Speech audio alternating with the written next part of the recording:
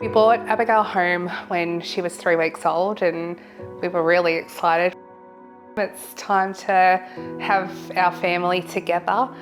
When we took her home, there were still sort of little things that were niggling away at us, and we kind of went, no, it's okay, it's fine. Abby started to not sleep the night, and she was really just not herself. I remember Mum and Dad standing in the kitchen and Abby just making this clicking noise with her mouth.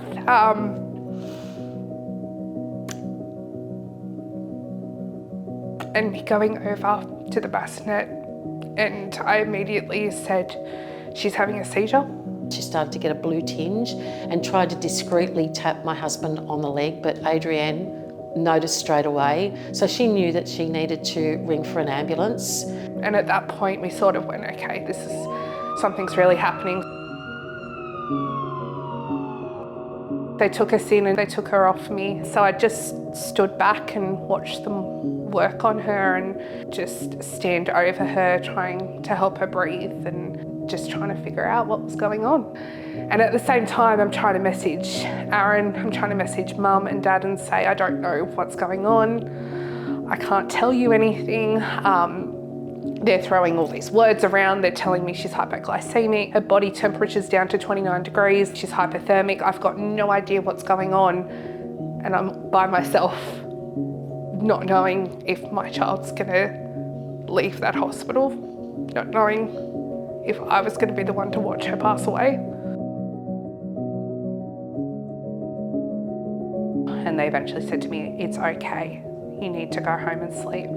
Because at this point we'd been up for probably 24 hours. So they reassured me she was okay. And so I got out to my mum and I just sort of fell in her arms and that was probably when I broke. I don't know what I'm gonna do.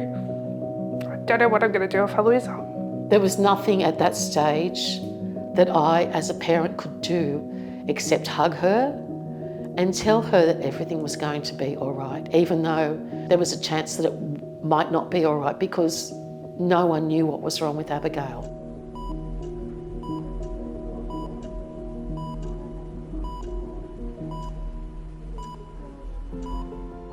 Abigail's diagnosis is hypopituitarism, and what she experienced was what we now know to be an adrenal crisis.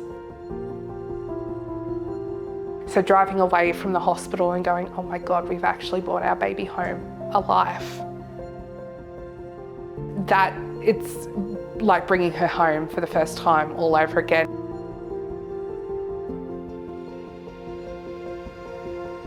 Growing up with a rare disease for Abby is definitely going to make her life a little bit different. And with your cortisol, you have to make sure that your levels are stable and proper. So things like going on a roller coaster, if she goes to Luna Park, she would have to make sure she has enough medication for that. She'll still need to have medications at school each day, but that will be her normal.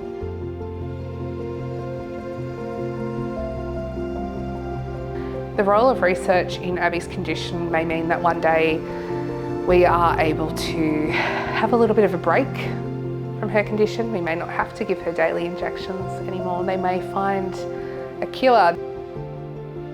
You know the saying, it takes a village to raise a child. It's everybody coming together to help support Adrienne and Aaron in the best way we can. And families need to be there for each other. Just having my mum around constantly, not only in hospital, she's come in and out places with me. So just having that support unit has really stopped me from probably spiralling or, it's allowed me to keep going. You know, despite the fact that Abigail could have had so many different issues, the alternative was she would have died.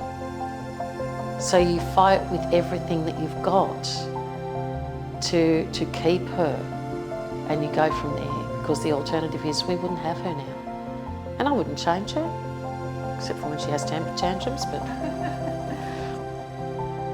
Do you know that Nana loves you?